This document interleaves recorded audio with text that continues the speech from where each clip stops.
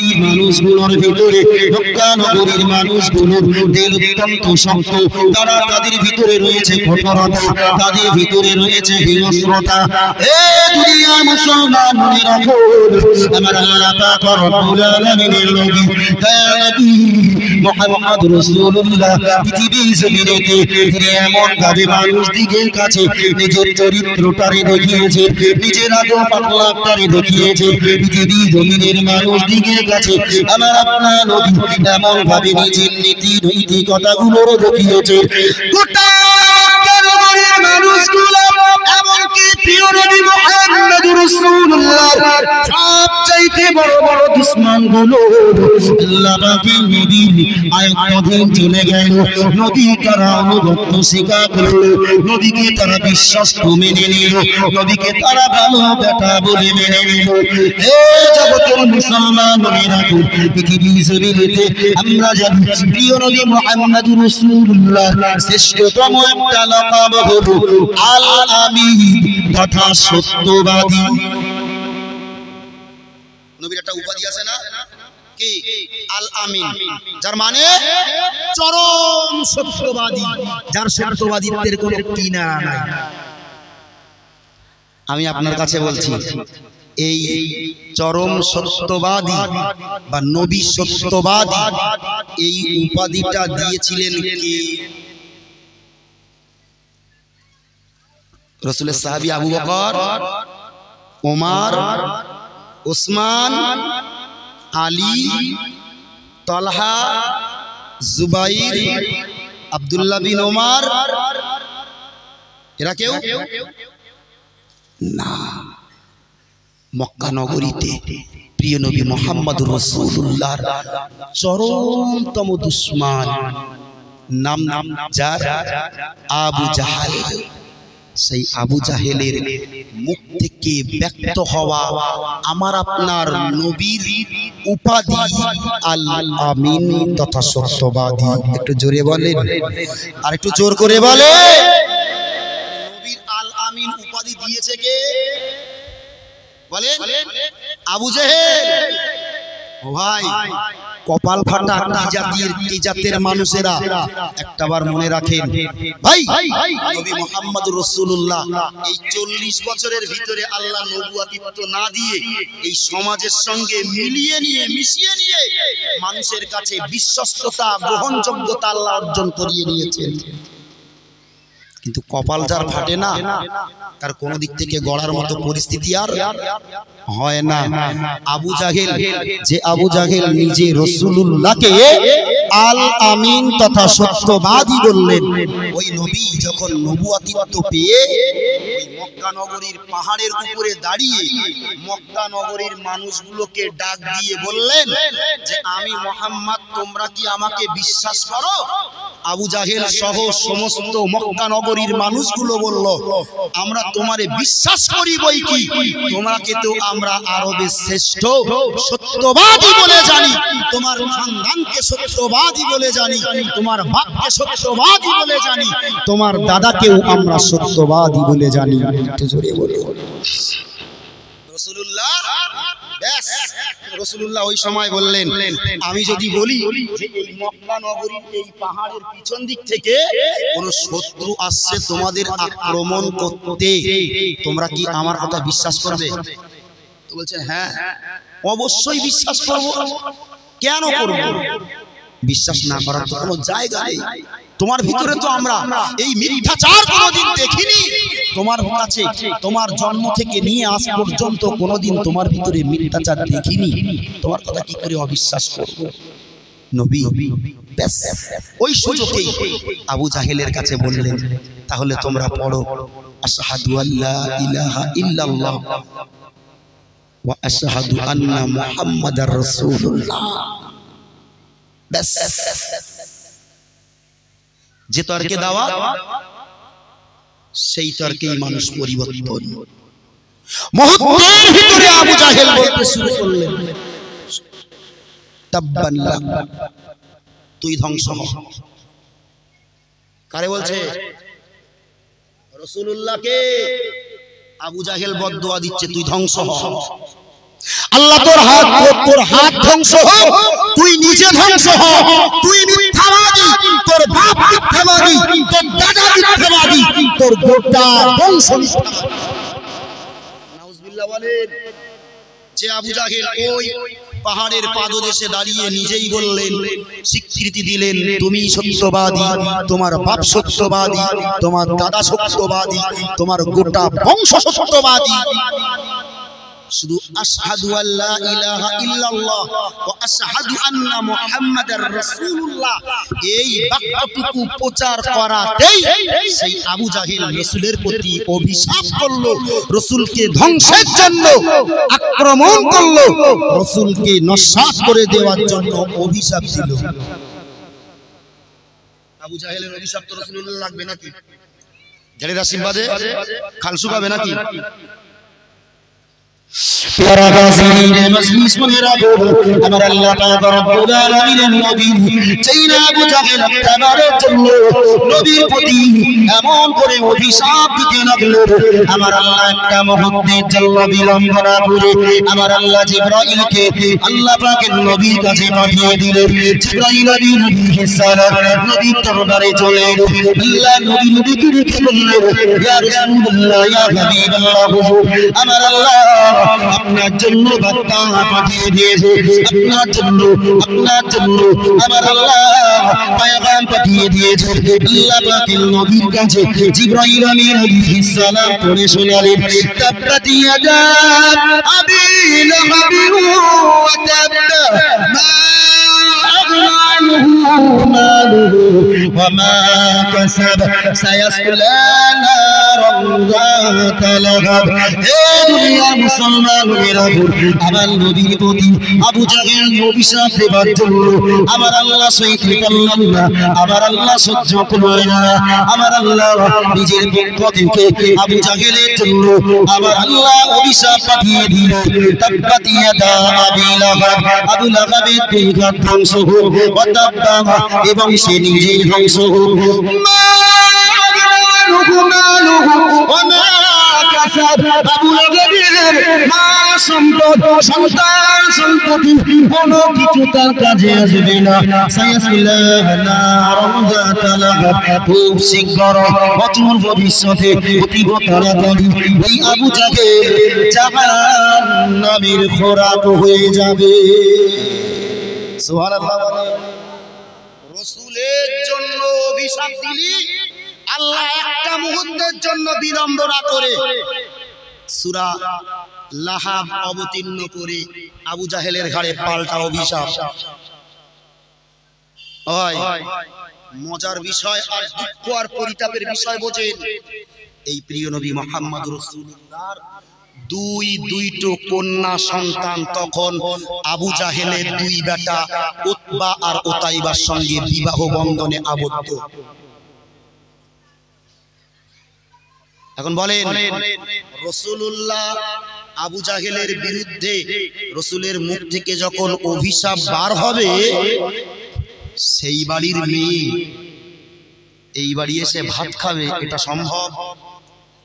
হ্যাঁ সম্ভব?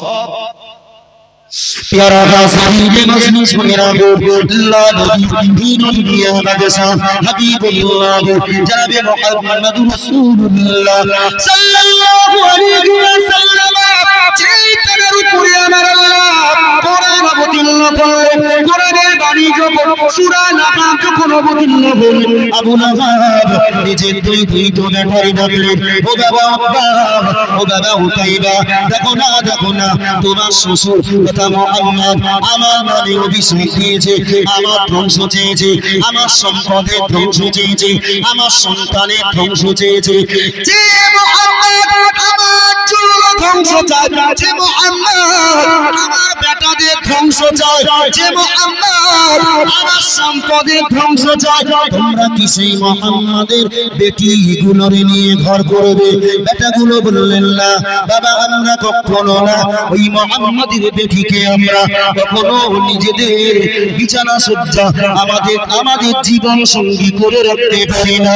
হে দুনিয়ার মুসলমান, মনে রাখো আল্লাহ নবী দিন দুনিয়ার বাদশা হাবিবুল্লাহ জনাবে মুহাম্মদ রাসূলুল্লাহ দুই দিনের হিচনে টেনে আল্লাহ নবী রঙিনাতে ফেলে একেবারে চলল মুহাম্মদ রাসূলুল্লাহর দিকে বলল, হে মুহাম্মদ তুই আমার দুটি অভিশাপ দিয়েছিস, নে তোর দুটি বিবিরে আমার বেটা আমার দুইটো বেটা আর তোমার দুইটো বেটির তালাক দিয়ে দিল।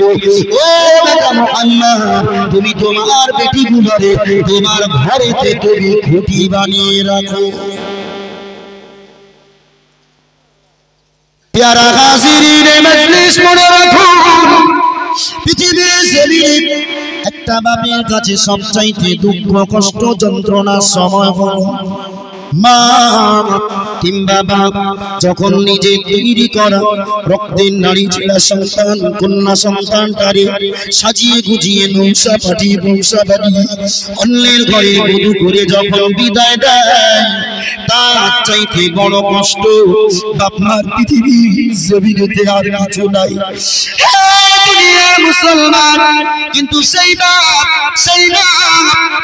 মেয়েটা যদি সুখে থাকে, বাপ মা বড় আনন্দিত হয়। সেই মেয়ে যদি তালাক পায়, সেই মেয়ে যদি কষ্টে থাকে দুঃখে থাকে, বাপ চোখের আড়ালেতে কাঁদে, মা চলুন ঘরে ঘরে চলে বসে।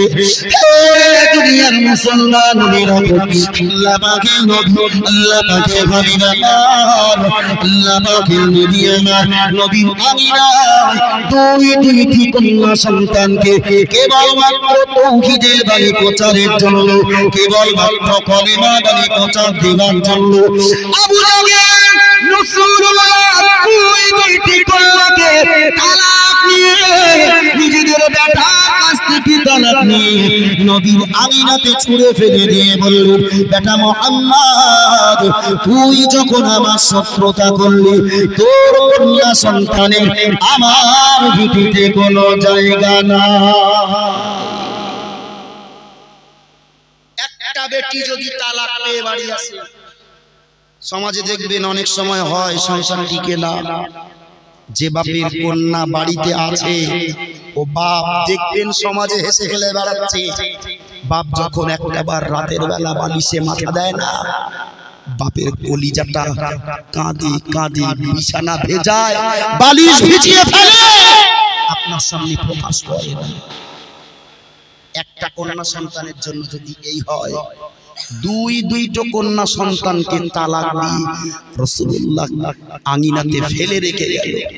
রাসূল জিন্দেগিতে কখনো বদদুয়া করেননি ভাই, তবে সেদিন রাসূলুল্লাহ নিজেকে আর কন্ট্রোল করতে পারেনি।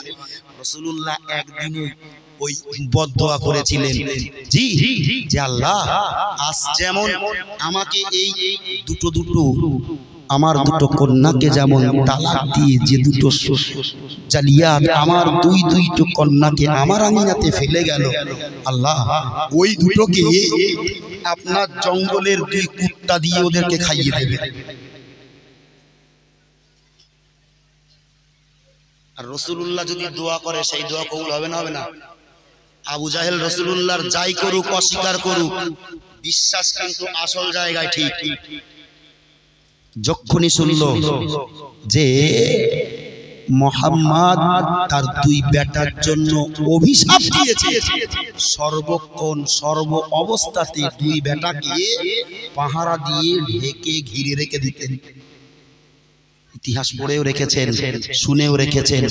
জি, কোন এক তিজারাতে, কোন এক ব্যবসাতে, সেই ব্যবসাতে ওই উতবা উতাইবা দুই ভাই ছিল। ওদেরকে যেহেতু রাসূলুল্লাহর বদদোয়া রয়েছে, তো সবাই পাহারা দিয়ে মাল সামানগুলো, ব্যবসার মালগুলো এক জায়গায় টিলা তৈরি করলেন, পাহাড়। করে সেই পাহাড়ের মাথায় দুজনকে শুইয়ে রেখে এলেন, বসিয়ে রেখে এলেন, আর চতুর্ধারে ওই সম্পদের টিলার ভাগ ভাগ করে, তুই এই টাইম থেকে এই টাইম ঘুমাবি, বাকিরা জেগে থাকবে, তোরা এই টাইম থেকে এই টাইম ঘুমাবি, ওরা জেগে থাকবে। এই করে ভাগ করে সমস্ত মানুষগুলোকে ভাগ করে দেওয়া হলো। রাতের বেলায় আবু জাহেলের দুই বেটা উতবা উতাইবা কোথায় গেল আর খুঁজে পাওয়া গেল? তাদের দুটোর কলিজাকে আল্লাহ, কুত্তাগুলো, জঙ্গলের নেকড়েগুলো তাদের বুক ছিনাটাকে চিরে তাদের দেহের দিল কলিজাগুলো চিবিয়ে চিবিয়ে খেয়েছে। রাসূলুল্লাহর বদদোয়া। ও ভাই, আল্লাহ পাকের কোরআনে সেই বদদোয়া আজও পর্যন্ত হাজী সাহেব যারা হজ করতে যান জানে। একটা হাজী সাহেব থাকলে খুব ভালো বলতে পারতাম। ও ভাই, হাজী সাহেবরা হিসু করে একটা জায়গায়, হাজী সাহেবদের জন্য হিসু করার একটা জায়গা আছে, বড় একটা জায়গা, যেখানে শত শত মানুষ একসঙ্গে হিসু করতে পারে। বড় মজার বিষয়, যে জায়গাটায় হিসু করে ওইটাই হলো আবু জাহেলের ভিটে। ওইটাই হলো আবু জাহেলের ভিটে, ওইটাই আবু জাহেলের বাসঘর। प्यारा मजलिस में रखो अल्लाह नबी পৃথিবীর জমিনে কেবল মাত্র নবী 40 বছর ধরে যতদিন না দ্বীনের দাওয়াত প্রচার করেন, ওই নবীর কোনো শত্রু ছিল না। নবী যতদিন দ্বীনের দাওয়াত দেয়নি, নবী যতদিন কলেমার দাওয়াত দেয়নি, গোটা মক্কা নগরীতে একটা নবীর দুশমন ছিল না, বরং সবার কাছে নবী মুহাম্মদ রাসূলুল্লাহ কেবল মাত্র গোটা মক্কা নগরীর শ্রেষ্ঠ বালক হিসাবে ছিলেন, শ্রেষ্ঠ যুবক হিসাবে ছিলেন, শ্রেষ্ঠ মানুষ হিসাবে রচিত হলেন। মুসলমান মনে রাখো, আল্লাহ নবী তখন থেকে বলা শুরু করলেন, আশহাদু আল্লা ইলাহা ইল্লাল্লাহ ওয়া আশহাদু আন্না মুহাম্মাদার রাসূলুল্লাহ। আবু জাহেল রাসূলুল্লাহর দুশমনি করলেন, উতবা আবু জাহেল করলেন, আবু লাহাব করলেন, উতবা করলেন, উতাইবা করলেন। রাসূলুল্লাহ বড় বড় বড় বড় যারা সাহাবী হয়েছে, পরে তারা রাসূলুল্লাহ সাহাবী হযরত ওমর তখন বলে দাওয়াত নেয়নি, ওমর তখন শত্রুতা করেছে। এই দুনিয়ার মুসলমান মনে রাখুন যে মুহাম্মদকে মহান আল্লাহ গোটা মক্কা নগরীতে 40 বছর অলিতে গলিতে মুহাম্মাদের চরিত্রকে দেখিয়ে দিয়েছে, মুহাম্মাদের নীতিটাকে দেখিয়ে দিয়েছে। মুহাম্মাদের ভিতরে কোনো অন্যায় নাই, মুহাম্মাদের ভিতরে কোনো ফালতু কথা নাই, মুহাম্মাদের ভিতরে কোনো গালিগালাজ নাই, মুহাম্মাদের ভিতরে কোনো অশ্লীল বাক্য নাই, মুহাম্মাদের ভিতরে কোনো ঝগড়া বিবাদ কলহ নাই, মুহাম্মাদের ভিতরে কোনো প্রকার সমাজ বহির্ভূত কোনো কর্ম নাই। এই দুনিয়ার মুসলমান মনে রাখো, আমার আল্লাহ 40 বছর বয়সে নবীর কাছে নবুয়তিত্ব দিয়ে দিলেন। নবী যখন দ্বীনের দাওয়াত দিলেন, আবু জাহেল শত্রুতা করলো, আবু লাহাব শত্রুতা করলো, উতবা শত্রুতা করলো, উতাইবা শত্রুতা করলো, রাসূলুল্লাহ সাহাবী হযরত ওমর তখন শত্রুতা করলো, রাসূলুল্লাহ সাহাবী হযরত আবু লাহাব, রাসূলুল্লাহ সাহাবী আমিরে মুআবিয়ার বেটা আবু সুফিয়ান তখন শত্রুতা করলো। হে দুনিয়ার মুসলমান, একে একে একে একে যারা গোটা মক্কা নগরীতে রাসূলুল্লাহর আল আমিন বলে আখ্যা দিব, তারাই তো পরবর্তীকালে প্রিয় নবী মুহাম্মদুর রাসূলুল্লাহকে মক্কা নগরীর পাগল এবং উন্মাদ বলে ঘোষণা দিল। কারণ শুধু একটাই, দেখেন 40 বছরের আগ পর্যন্ত রাসূলের জিন্দেগি হিস্ট্রি করে মানে গবেষণা করে দেখুন, যত পৃথিবীর প্রামাণ্য ইতিহাসের কিতাব আছে সবগুলোকে নিয়ে বসে রাসূলুল্লাহর এই 40 বছরের আগ পর্যন্ত, নবুয়ত পাওয়ার আগ পর্যন্ত মক্কা নগরীতে রাসূলুল্লাহর একটা শত্রুতা ছিল, আপনি বার করে দিলে আমি আপনার সারা জনম গোলামি করে কাটিয়ে দেব। তবে একটা প্রশ্ন থাকবে, হুজুর রাসূলুল্লাহ যে নবী জন্ম নিয়েছে খ্রিস্টান পাদ্রীরা যে জানে,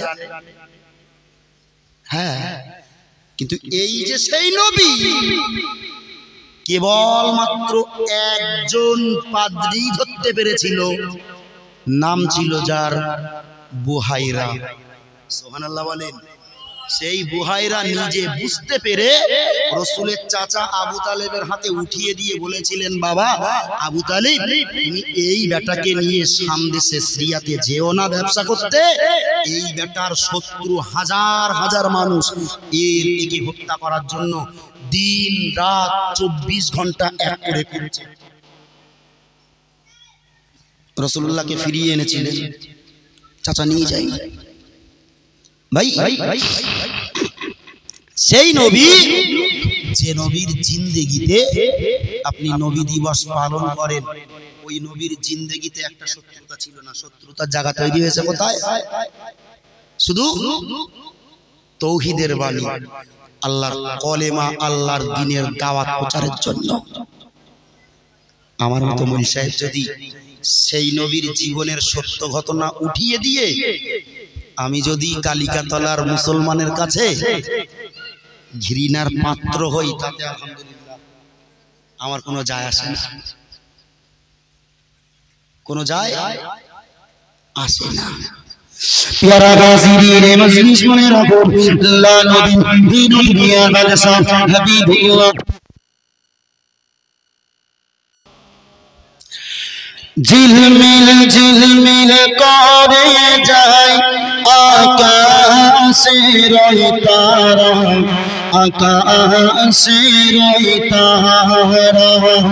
শরমে জাগলো কাহে যে মুখ দেখে নূরে নজারা। ঝিলমিল ঝিলমিল করে যায় আকাশের তারা, আকাশের তারা।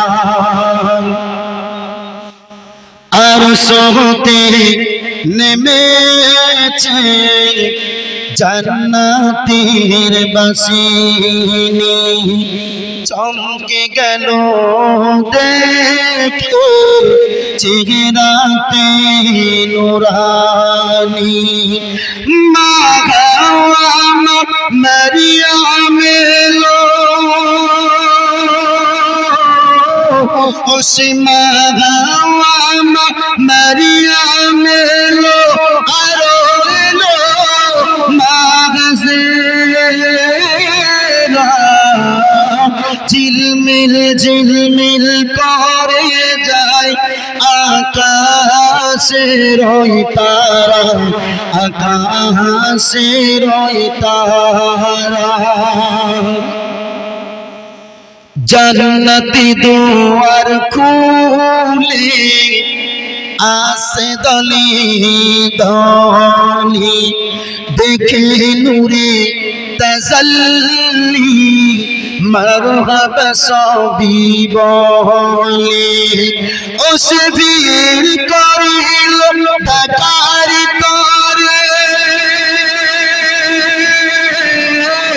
ওসে ভিড় করিল ঢাকার তরে।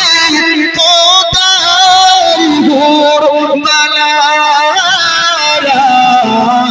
ঝিলমিল ঝিলমিল করে যায় আকাশের তারা, আকাশের তারা।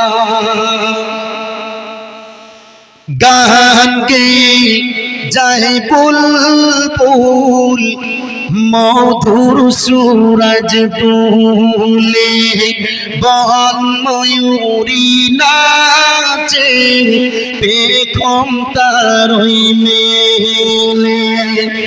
নাচে খুশিতে আসমান জমিন, ওসে নাচে খুশিতে আসমান জমিন। দেখে খোদার পিয়ারা,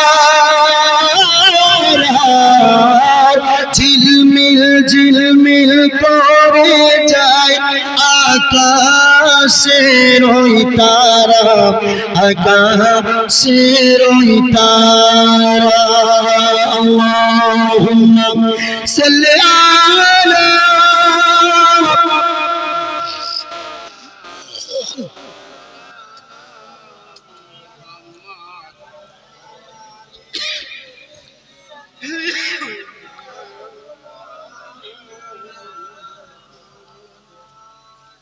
জি ভাই,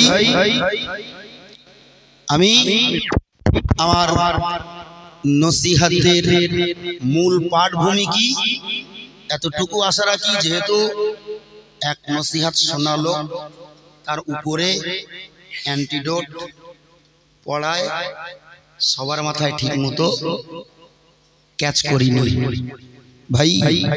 এই নবীর জিন্দেগিতে নবী পাথর খেয়েছেন তয়েববাসীর কাছে, নবী দাঁত শহীদ করেছেন ওহদের মাঠে, নবীকে কাবার চত্বরে আবু জাহেল পাথর মেরে মাথা ফাটিয়েছে, নবীকে এক ঘরে করেছে, পানি বন্ধ করেছে, খাবার বন্ধ করেছে, ব্যবসা বাণিজ্য বন্ধ করেছে। সব কিছুর পিছন দিয়ে একটাই কারণ, রাসূলুল্লাহ তাওহীদের বাণী প্রচার করেছে, আল্লাহর একত্ববাদের বাণী প্রচার করেছে, যার কারণে যে মানুষটা 40 বছর মক্কা নগরীর মানুষের কাছে শত্রু ছিল না, সেই মানুষটাই রাসূলুল্লাহ মক্কা নগরীর মানুষদের কাছে সবচাইতে বড় দুশমনে পরিণত হলো। কারণ একটাই, ওই নবীর উদ্দেশ্য ছিল এটাই, আমার এই উম্মত আল্লাহ পাকের কোন বান্দা একটা যেন আল্লাহর গজবের জাহান্নামে কেউ না পড়ে। আমি রাসূলুল্লাহ প্রত্যেকটা মানুষের ভিতরে আল্লাহ পাকের তাওহীদ, আল্লাহ পাকের কালমা, আমি আল্লাহ পাকের বিধানগুলোকে পূর্ণতার সঙ্গে মানুষদের কাছে পৌঁছে দিয়ে আমি রাসূলুল্লাহ আল্লাহর নৈকট্য অর্জন করব। তার জন্য আমার জিন্দেগির যত দুঃখ, যত কষ্ট, যত যন্ত্রণা হোক, আমি সব কিছু অম্লান বদনে মেনে নেব। একটু সুবহানাল্লাহ বলেন। রাসূলুল্লাহ কি কষ্ট পেয়েছে ওই নসিহত না শুনে, রাসূলুল্লাহ কেন কষ্ট সহ্য করেছে এই নসিহতটা শুনেন। শুধু উম্মতগুলো যেন জাহান্নামী না হয়, উম্মতগুলো যেন পথ হারা না হয়, উম্মতগুলো যেন কোরআন হারা না হয়। ভাই, ওই নবী শেষ বয়সে, নবী জিন্দেগির শেষ প্রান্তরে ওই নবী বলেছেন, আমি রাসূলুল্লাহ চলে যাচ্ছি, বিদায় নেব, বেশি দিন আর সময় নাই, আমি রাসূলুল্লাহ বিদায় দিয়ে চলে যাব। তবে আমি তোমাদেরকে বলি, তোমরা কেউ যেন দ্বিধাদ্বন্দ্বের ভিতরে পড়ো না, তোমরা কোনো কিছু ঘাটতি মনে করো না। আমি রাসূলুল্লাহ, আমি থাকবো না, তারপরেও আমার ঘাটতি তোমরা মনে করবে না। আমি রাসূলুল্লাহ তোমাদের মাঝে দুটি জিনিস রেখে যাচ্ছি, তারাকতু ফীকুম আমরাইন, আমি তোমাদের মাঝে দুটি জিনিসকে ছেড়ে গেলাম, লাম তাদিল্লু মা তামাসসাকতুম বিহিমা, ওই দুটো বিষয়কে যদি তোমরা আঁকড়ে ধরে রাখতে পারো, পৃথিবীর কোনো শক্তি তোমাদেরকে পথভ্রষ্ট করতে পারবে না। একটু জোরে বলেন, আর একটু জোরে বলে কি? এক নম্বরে রাসূল বললেন কিতাব, আল্লাহ পাকের কোরআন। সুবহানাল্লাহ বলেন। দ্বিতীয় নম্বর, আমি রাসূল, আমার আদর্শ, আমার সুন্নাত, আমার হাদিস। একটু জোরে বলেন, আর একটু জোরে বলেন। সেই নবী জানিয়েছে আখিরি জামানায় আমার উম্মতদের থেকে সুন্নাতগুলো উঠে যাবে, আমার আদর্শ, আমার নীতি, আমার চরিত্র উঠে যাবে। ওই সময়তে আমার উম্মতগুলো যদি, আমার উম্মতদের ভিতরে কেউ যদি একটা সুন্নাত মরে যাওয়া, নিভে যাওয়া বা কম প্রচলন হয়ে যাওয়া কোন সুন্নাত যদি কেউ জাগ্রত করে, আমি আল্লাহ পাকের নবী জানিয়ে দিলাম, ওই মানুষটার নামায় আমলে আমার আল্লাহ 100 শহীদের সওয়াব লিখে দেবে। একটু জোরে বলে। রাসূলুল্লাহর একটা সুন্নাত আপনাকে জিন্দা করার সময় চলে এসেছে।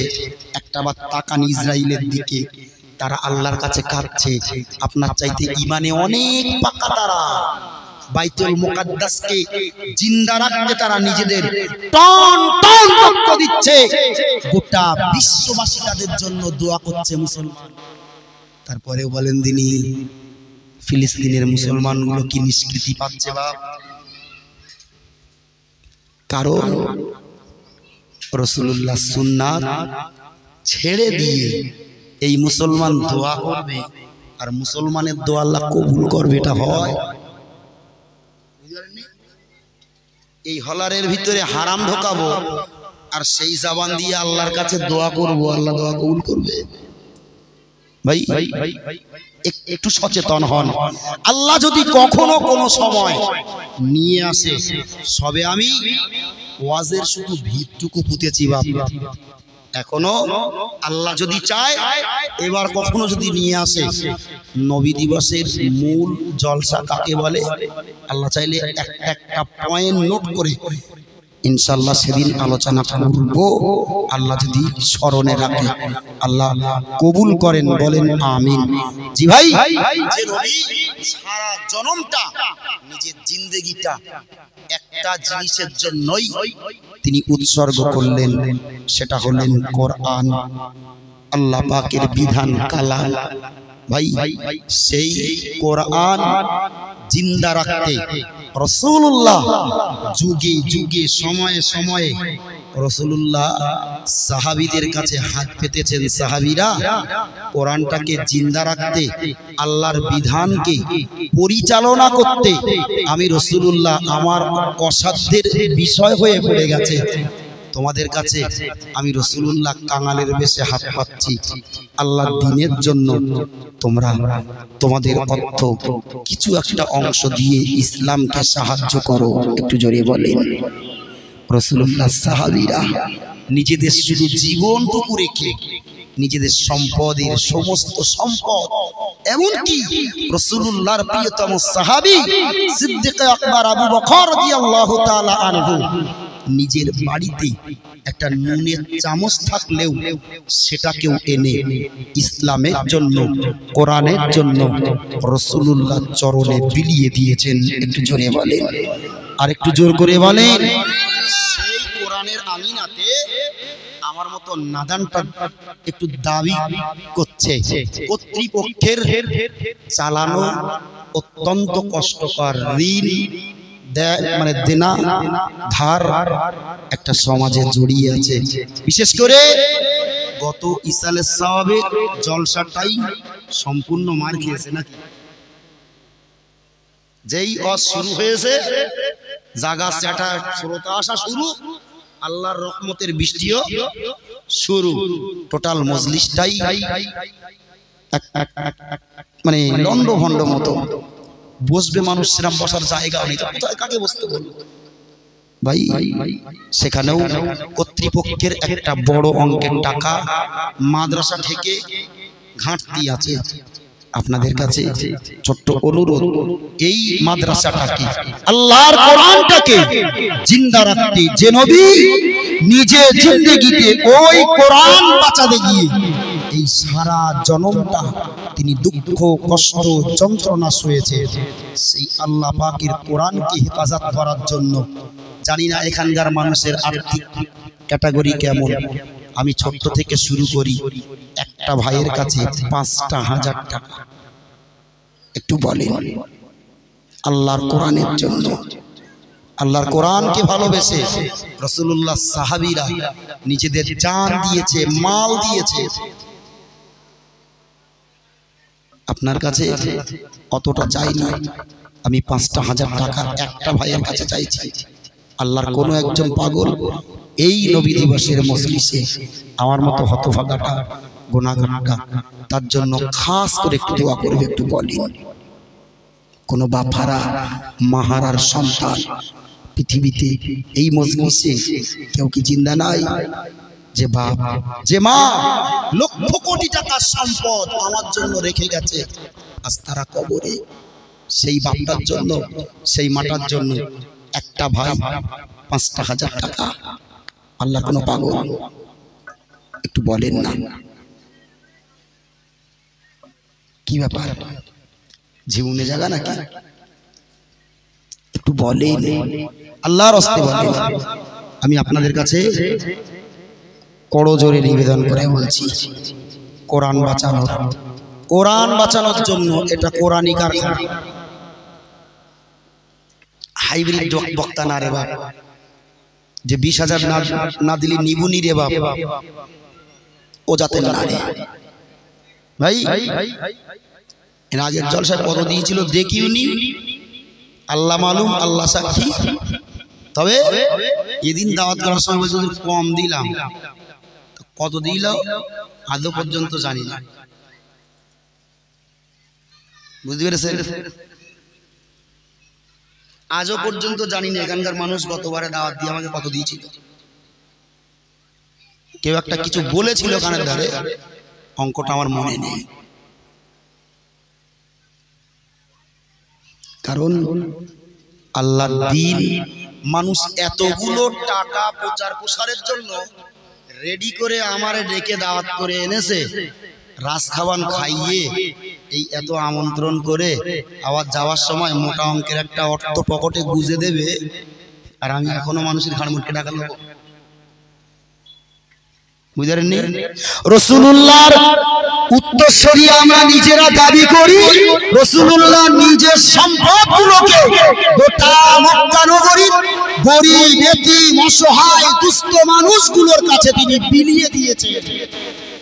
গোটা মক্কা নগরীর শ্রেষ্ঠ ধনীর খাতায় নাম ছিল মা খাদিজার, আর সেই মা খাদিজার সমস্ত সম্পদগুলো মা খাদিজা অম্লান বদনে রাসূলুল্লাহকে মালিক বানিয়ে দিয়েছিলেন।